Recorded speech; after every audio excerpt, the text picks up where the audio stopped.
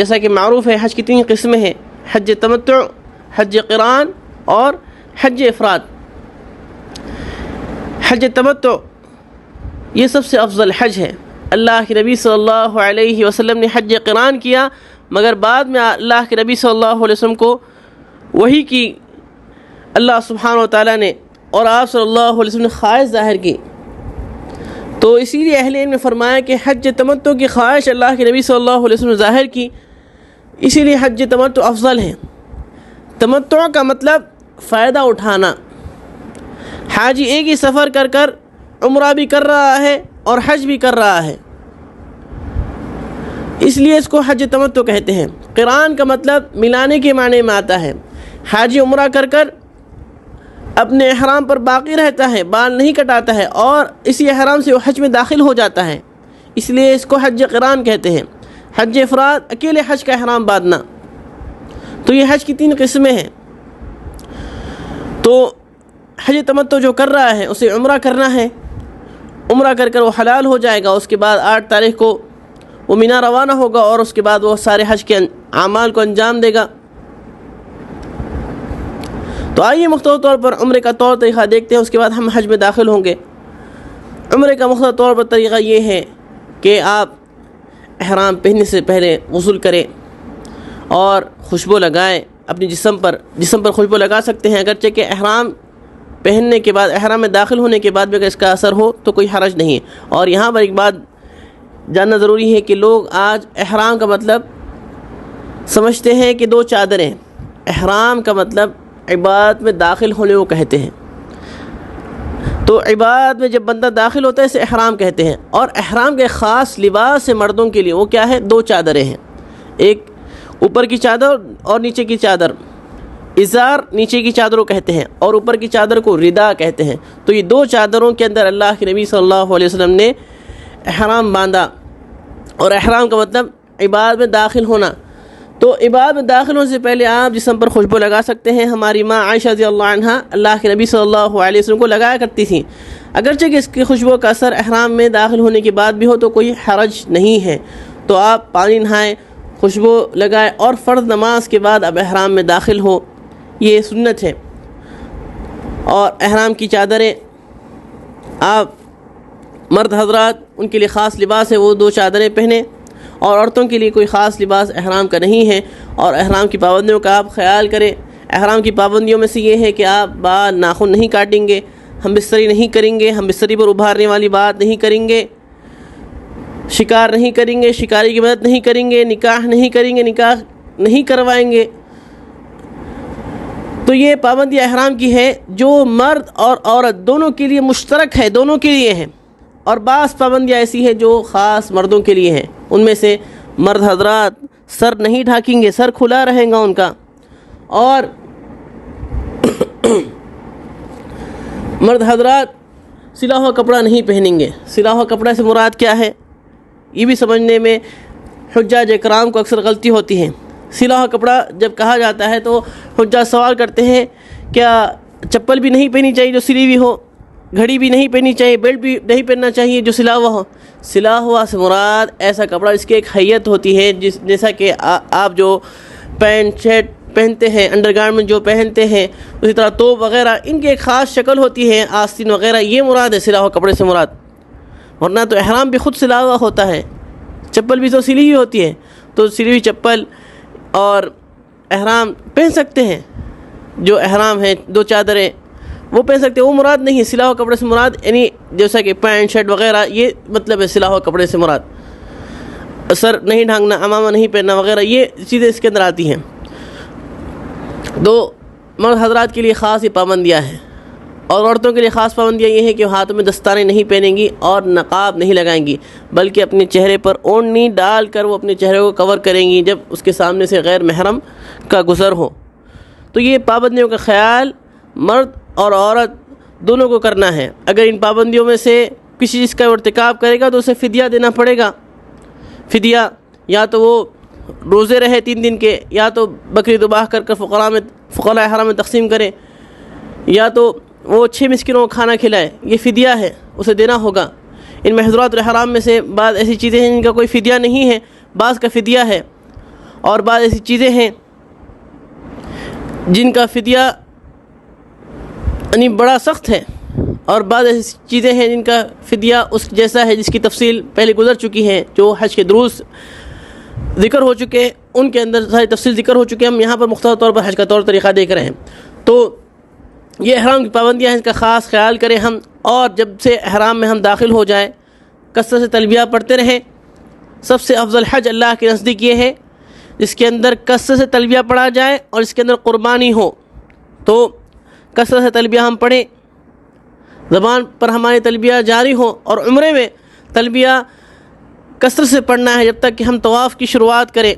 طواف کرنے تک آپ، طواف کی ابتدا کرنے تک آپ کثرت سے تلبیہ پڑھتے رہیں۔ مسجد حرام جب آپ پہنچ جائیں تو مسجد میں داخل ہونے کے آداب کو اپنائیں، سیدھا پیر پہ داخل کریں، مسجد میں داخل ہونے کی دعا پڑھیں، بسم اللہ والصلاۃ والسلام علی رسول اللہ اللہم افتح لی ابواب رحمتک، اور طواف کرنے کے لیے آپ خانہ کعبہ کی طرف جائیں۔ جب حجر اسود کی سیدھ میں آ جائیں تو آپ مرد حضرات اپنا داہنا کھندا کھول لیں گے، جسے عربی میں اتباع کہتے ہیں۔ یہ اللہ کے نبی صلی اللہ علیہ وسلم کی سنت ہے۔ اور حج اسود کی جب سیدھ میں آئیں گے آپ تو بسم اللہ اللہ اکبر کہتے ہوئے آپ اپنی چکر کی شروعات کریں گے۔ حج اسود کو بوسہ نہیں دے سکتے آپ ان ایام کے اندر، تو دور سے ہی آپ استلام کریں گے، اشارہ کریں گے، اور اپنی طواف کی ابتدا کریں گے۔ عورتیں بھی اسی طرح کریں گی، 7 چکریں آپ کو کرنی ہیں۔ حج اسود سے لے کر حج اسود تک جب آپ آئیں گے تو آپ کا ایک چکر مکمل ہوگا، اور طواف کے اندر کوئی مخصوص دعا اللہ کے نبی صلی اللہ علیہ وسلم سے نہیں ملی ہے سوائے رکنین یعنی رکن یمانی اور حج اسود کے درمیان، ربنا آتنا فی الدنیا حسنہ وفی الآخرۃ حسنہ وقنا عذاب النار۔ یہ دعا اللہ کے نبی صلی اللہ علیہ وسلم ان 2 رکنوں کے درمیان پڑھتے تھے۔ تو ہم اس دعا کو پڑھیں، اس دعا کے دنیا اور آخرت کی دونوں خیر شامل ہیں، ہم اس کا اہتمام کریں۔ اور رکن یمانی کے پاس سے جب ہمارا گزر ہو تو ہم ہاتھ اگر لگا سکتے تو ہاتھ لگائیں، ورنہ اشارہ نہ کریں۔ اور جب طواف ہمارا مکمل ہو جائے تو مقام ابراہیم کے پاس آئے اور آ کر اس آیت کی تلاوت کرے، واتخذوا من مقام ابراہیم مصلی، اور 2 رکعت نفل نماز طواف کی ہم پڑھیں۔ اگر جگہ نہ ملے مقام ابراہیم کے پیچھے حرم میں کہیں بھی آپ پڑھ سکتے ہیں اس 2 رکعت کو۔ اور ان 2 رکعتوں میں سنت یہ ہے کہ پہلی رکعت میں سورہ فاتحہ کے بعد قل یا ایھا الکافرون کی آپ تلاوت کریں، دوسری رکعت میں سورہ فاتحہ کے بعد سورہ اخلاص کی آپ تلاوت کریں۔ اس کے بعد آپ صفا کی طرف چلے جائیں سعی کرنے کے لیے۔ جب آپ صفا کے پاس جائیں تو آپ سورہ بقرہ کی آیت کی تلاوت کریں، اللہ کے نبی صلی اللہ علیہ وسلم کے طریقے پر عمل کرتے ہوئے۔ ان الصفا والمروہ من شعائر اللہ، ان الصفا والمروہ من شعائر اللہ، اس آیت کی آپ تلاوت کریں۔ اور اللہ کے نبی صلی اللہ علیہ وسلم نے جو اس جگہ پر جو کلمات کہے جو سنت سے ثابت ہے، ان کلمات کو آپ دہرائیں، ان کلمات کو آپ پڑھیں۔ ابدأ بما ابدأ اللہ بہ، اس کے بعد اللہ کے نبی صلی اللہ علیہ وسلم 3 مرتبہ اللہ اکبر اللہ اکبر اللہ اکبر کہا، لا الہ الا اللہ کہا۔ اس کے بعد آپ صلی اللہ علیہ وسلم نے 3 مرتبہ لا الہ الا اللہ وحدہ لا شریک لہ لہ الملک ولہ الحمد وہو علی کل شیء قدیر، لا الہ الا اللہ وحدہ انجز وعدہ ونصر عبدہ وہزم الاحزاب وحدہ۔ یہ 3 مرتبہ اللہ کے نبی صلی اللہ علیہ وسلم نے صفا پر بھی پڑھا اور مروہ پر بھی آپ نے یہ پڑھا، اور ان 3 مرتبہ کے درمیان آپ صلی اللہ علیہ وسلم نے دعائیں بھی کی۔ 1 مرتبہ آپ نے پڑھا دعا کی، پھر دوسری مرتبہ پڑھا آپ نے دعا کی، پھر تیسری مرتبہ آپ نے یہ کلمات کو پڑھا۔ تو صفا اور مروہ پر 3 مرتبہ یہ کلمات ہمیں پڑھنے چاہیے، اور ان کے درمیان ہمیں دعا کرنا چاہیے۔ صفا سے آپ اتر کر مروہ جائیں گے، گرین لائٹس کے درمیان مرد حضرات دوڑیں گے اور عورتیں عام رفتار چلے گی۔ مروہ پر جائیں گے، 1 چکر آپ کا مکمل ہوگا، مروہ سے صفا آئیں گے، دوسرا چکر ہوگا۔ اس طرح سعی کی شروعات صفا سے ہوں گی، مروہ پر آپ کا آخری چکر ختم ہوگا۔ جب آپ سعی سے فارغ ہو جائیں تو اپنے سر کے بال آپ کٹائیں یا منڈوائیں۔ اللہ کے نبی صلی اللہ علیہ وسلم 3 مرتبہ رحمت کی دعا کی ان لوگوں کے لیے جو سارے سر کے بال نکال دیتے ہیں، اور 1 مرتبہ آپ نے دعا کی ان لوگوں کے حق میں جو صرف کٹنگ کراتے ہیں۔ تو سارے سر کے بالوں کی کٹنگ کرانا ہے، ادھر سے تھوڑے تھوڑے بال نکالنا درست نہیں ہے، بلکہ پوری کٹنگ سر کی ہو آپ کی۔ اور جب آپ عمرے سے فارغ ہو جائیں تو اب آپ 8 تاریخ کے دن حج کے لیے روانہ ہوں گے۔ عمرے کا طریقہ ہم نے یہ دیکھ لیا، اور عورتیں سارے سر کے بال جمع کریں گی، جب عمرے سے سعی سے فارغ ہو جائیں گی تو 1 پور بار وہ نکال دے گی۔ اس طرح آپ کا عمرہ مکمل ہو گیا۔ اب ہم حج میں داخل ہو رہے ہیں۔ 8 تاریخ کے دن اللہ کے نبی صلی اللہ علیہ وسلم مینا روانہ ہوئے. اللہ کے نبی صلی اللہ علیہ وسلم مینا میں ظہر، عصر، مغرب، عشاء اور 9 تاریخ کے دن کی فجر کی نماز پڑھی. یہ سنت ہے. تو اس دن آپ مینا میں رہیں گے، مینا میں آپ قیام کریں گے اس دن، اور یہ ساری نمازیں آپ صلی اللہ علیہ وسلم اپنے وقت پر اور قصر کر پڑھی. آپ بھی اسی طرح ادا کریں گے نمازیں، اور اپنے آپ کو آپ ذکر و اذکار میں مشغول رکھیے. قرآن کی تلاوت کریے، ذکر و اذکار کریے، نبی صلی اللہ علیہ وسلم درود پڑھیے، دعائیں کریے. آپ زمانے کے اعتبار سے اور جگہ کے اعتبار سے، دونوں اعتبار سے سب سے افضل جگہ اور سب سے افضل زمانے میں ہیں. ذی الحجہ کے ابتدائی ایام میں ہیں آپ، اور جگہ کے اعتبار سے سب سے افضل جگہ، پوری سرزمین میں سب سے افضل جگہ مکہ کے اندر آپ ہیں. اس سے بڑھ کر کیا شرف ہو سکتا ہے کہ جگہ کے اعتبار سے بھی آپ سب سے افضل جگہ ہے اور زمانے کے اعتبار سے بھی سب سے افضل زمانے میں ہے. تو ان کا بھرپور آپ فائدہ اٹھائیں، دعائیں کریں، کثرت تلبیہ پڑھیں، لہو لعب سے اپنے آپ کو بچائیں، قیل قال سے بچائیں، غیبتوں سے بچائیں. پھر 9 تاریخ کا دن آئے گا جسے یوم عرفہ کہتے ہیں. آپ صلی اللہ علیہ وسلم سورج طلوع ہونے کے بعد عرفات کی نکلے، تو آپ عرفات میں 9 تاریخ کے دن آپ وقوف کریں گے. اللہ کے نبی صلی اللہ علیہ وسلم نے زوال کے بعد آپ صلی اللہ علیہ وسلم نے خطبہ دیا، اور اس کے بعد ظہر اور عصر کی نماز آپ صلی اللہ علیہ وسلم نے جمع اور قصر کر ادا کی. آپ نے پڑھائی، تو آپ بھی جمع اور قصر کر ظہر عصر کی نماز پڑھیں گے. اس کے بعد آپ صلی اللہ علیہ وسلم دعا میں مشغول ہو گئے. یہ عظیم دن ایسا دن ہے جس دن اللہ سبحانہ و تعالیٰ سب سے زیادہ جہنم سے اپنے بندوں کی گردنوں کو آزاد کرتے ہیں. دنوں کے اعتبار سے سب سے زیادہ جس دن اللہ تعالیٰ بندوں کی گردنوں کو جہنم سے آزاد کرتے ہیں وہ یہی دن ہے، عرفے کا دن ہے. تو دعاؤں کی قبولیت کا دن ہے. یہ وہ دن ہے جس دن دین اسلام مکمل ہوا. اللہ کے نبی صلی اللہ علیہ وسلم عرفات کے میدان میں ہیں. آپ پر سورہ مائدہ کی یہ آیت نازل ہوئی، الیوم اکملت لکم دینکم واتممت علیکم نعمتی ورضیت لکم الاسلام دینا. یہ دن ہے جو دعاؤں کی قبولیت کا دن ہے. اس دن کے بارے میں اللہ کے نبی صلی اللہ علیہ وسلم فرمایا کہ حج نام ہی عرفے کے دن کا. سب سے افضل دعا اللہ کے نبی صلی اللہ علیہ وسلم سے جو ملی ہے اس دن آپ صلی اللہ علیہ وسلم جو کلمات کہے، لا الہ الا اللہ وحدہ لا شریک لہ لہ الملک ولہ الحمد وہو علی کل شیء قدیر، یہ کلمات کو آپ صلی اللہ علیہ وسلم اس دن کہا. تو ہمیں بھی چاہیے کہ ان کلمات کو ہم کہیں اور کثرت سے دعاؤں میں اپنے آپ کو مشغول کریں. کثرت سے دعا کریں ہم اپنے لیے، اپنے اہل و عیال کے لیے، جن لوگوں نے آپ کو دعاؤں کی وصیت کی ہے، جن لوگوں کا حق آپ پر ہے. سارے مسلمانوں کے حق میں آپ دعا کریں، سب کے لیے آپ دعا کریں، سب کو اپنی دعاؤں میں یاد رکھیں. جن لوگوں نے آپ کو دعا کی وصیت کی ان کو بھی یاد رکھیں، جنہوں نے نہیں بھی کہا آپ کو ان کو بھی یاد رکھیں. سب کے لیے آپ دعا کریں. دعاؤں کی قبولیت کا دن ہے، اور اللہ سبحانہ و تعالیٰ کے تعلق سے حسن ظن رکھیں، دعا کے آداب اپنائیں، اپنے آپ کو دعاؤں کی قبولیت ہونے میں جو رکاوٹیں بنتی ہیں ان سے اپنے آپ کو بچائیں، اور اللہ کے بارے میں حسن ظن رکھیں. سفیان ثوری رحمہ اللہ کے پاس ایک شخص آیا اور آ کر اس نے سوال کیا کہ آج کے دن سب سے بڑا محروم شخص کون ہے؟ تو سفیان ثوری رحمہ اللہ نے فرمایا کہ سب سے بڑا محروم آج کے دن وہ شخص ہے اس سرزمین میں، یعنی عرفات کی زمین میں، جو اللہ کے بارے میں یہ گمان رکھتا ہے کہ اللہ تعالیٰ اس کی مغفرت نہیں کرے گا. تو ہمیں اللہ سبحانہ و تعالیٰ سے حسن ظن ہونا چاہیے، اچھا گمان ہونا چاہیے کہ اللہ تعالیٰ ہماری مغفرت کریں گے، اللہ تعالیٰ ہماری اس عظیم عبادت قبول کریں گے.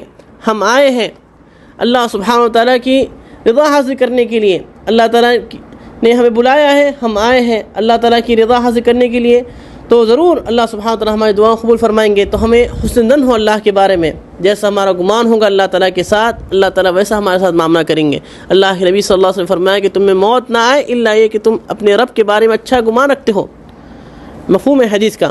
تو اس سے ہمیں پتہ چلتا ہے کہ ہم اللہ کے بارے میں اچھا گمان کریں. سورج غروب ہو جائے گا، اس کے بعد آپ مزدلفہ روانہ ہو. مزدلفہ آپ جائیں اور جا کر مغرب اور عشاء کی نماز آپ مزدلفہ میں ادا کریں، جمع اور قصر کر. مغرب کی نماز کو 3 رکعت ادا کریں گے آپ، عشاء کی نماز آپ 2 رکعت ادا کریں. اس کے بعد آپ وتر کی نماز پڑھیں. اس کے بعد آپ آرام کریں، فجر تک آپ سو جائیں. فجر کی نماز آپ اٹھے، 10 تاریخ کا دن شروع ہو جائے گا جو یوم النحر ہے، اس دن آپ فجر کی نماز اول وقت میں ادا کریں، اس کے بعد آپ دعا مشغول ہو جائیں، پھر اس کے بعد سورج طلوع ہونے سے پہلے آپ مینا کے لیے نکل جائیں۔ اللہ کے نبی صلی اللہ علیہ وسلم مزدلفہ سے مینا کے لیے نکل گئے سورج طلوع ہونے سے پہلے۔ آپ صلی اللہ علیہ وسلم سب سے پہلے جب مینا آئے تو آپ صلی اللہ علیہ وسلم نے جمر عقبہ کو کنکری ماری، 7 کنکریاں آپ صلی اللہ علیہ وسلم نے ماری، تو آپ بھی جمر عقبہ کو 7 کنکریاں مارے۔ اللہ کے نبی صلی اللہ علیہ وسلم شروع حج سے مسلسل آپ صلی اللہ علیہ وسلم تلبیہ پڑھتے رہے یہاں تک کہ آپ جمر عقبہ تک پہنچے۔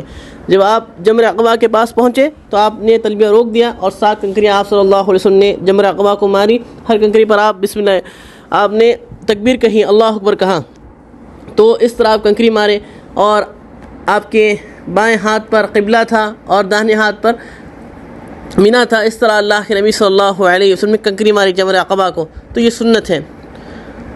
اس کے بعد اللہ کے نبی صلی اللہ علیہ وسلم نے قربانی کی، آپ نے قربانی کا انتظام کر دیا ہے تو آپ کی قربانی ہو جائیں گی۔